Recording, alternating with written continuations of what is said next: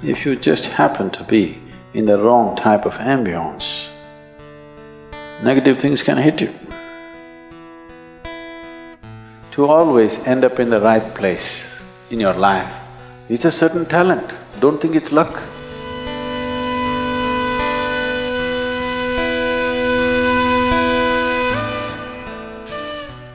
In the spiritual traditions,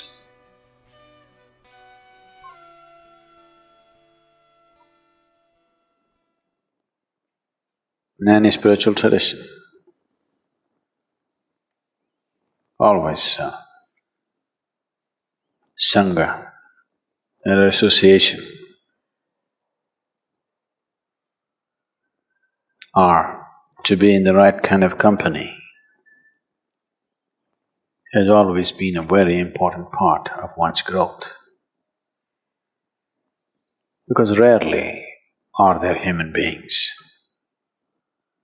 just a small percentage,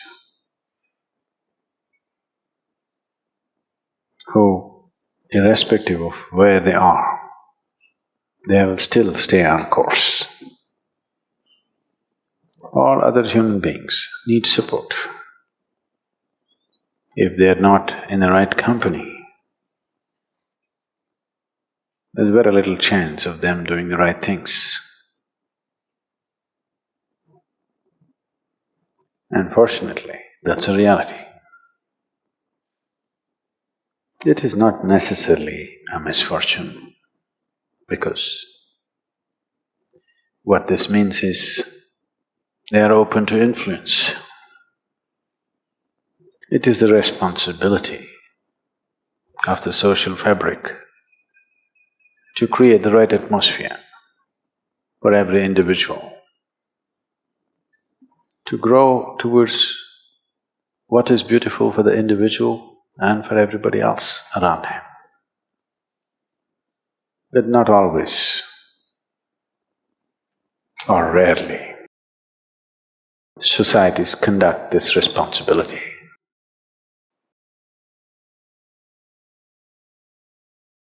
In the right sense, because societies are not led. Societies are allowed to go through a metamorphosis depending upon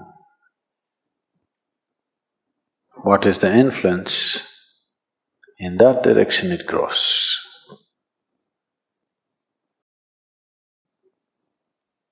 I don't know, I still don't want to believe it.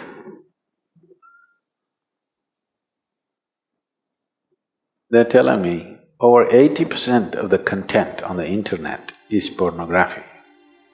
I still don't want to believe that it is possible. But people who are in the know are telling me, Sadhguru, that's how it is.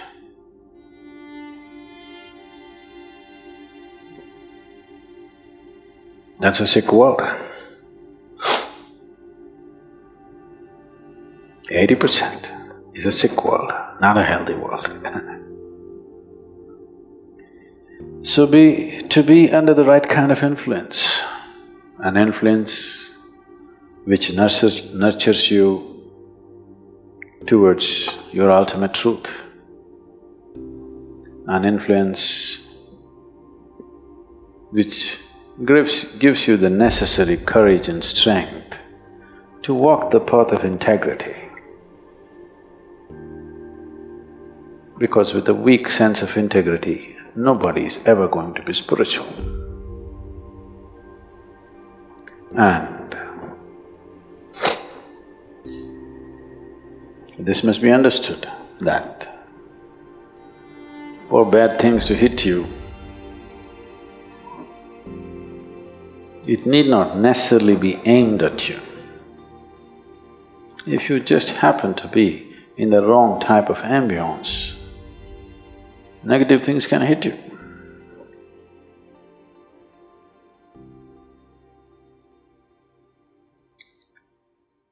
That reminds me, two terrorists were preparing envelope bombs, postal bombs. After having done quite a few, one asked the other, have you filled enough? Do you think we have filled enough RDX into the envelopes? The other said, why don't you open it and see?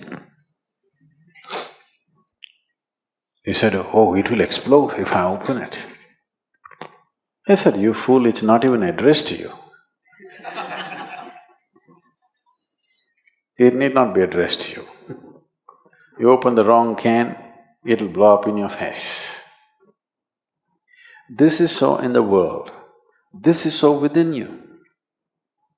There are lots of bins in your head. You open up the wrong bin, worms will crawl out. You open up another bin, fragrance will come out of it. Have you noticed yourself? Have you yourself noticed within you?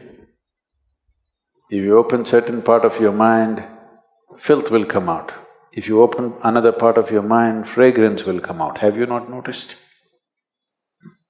To be conscious enough, to be in the right company so that filth will not be tolerated, so that you open up the fragrance within you, not the filth, is an important part of one's growth. Because you don't have to go looking for a gutter for filth. There is enough in your head, isn't it? It is just that. There is enough garbage in every place. There's enough garbage in the ashram also, so many people living. I'm sure there's enough filth. But we sit here with nice breeze and fragrance. We don't go sit there where there is filth. The same goes within you. Within the geography of your body, there is filth and fragrance. Which one do you open up for yourself and everybody around you? That's a big question. That takes a certain level of awareness and a certain company. This is why satsang, to be in the company of truth, very important. If you go around the ashram, the geography of the ashram, there must be at least 8 or 10 very filthy tanks. These are called septic tanks, full of septic. If you every day go sit there, of course you'll come to the conclusion, Isha Yoga Center is the filthiest place on the planet. If you fall into it, Isha Yoga is the most horrible experience in your life. But you're not supposed to fall into that pit, you're supposed to fall into this pit. But you got the geography wrong. Because you have a wrong history. Your karma is your history, isn't it? Shankaran Pillai decided he is going to be a robber. Because none of his businesses were working, nobody was giving him a job, so he decided he will go and rob somebody. So he got himself a country-made gun. Late night he walked into a 7-Eleven shop, pointed the gun at the clerk who was there and said, "Give me the money or your geography." The clerk said, "Well, what you mean is history, isn't it?" "Shut up, don't try to change the subject."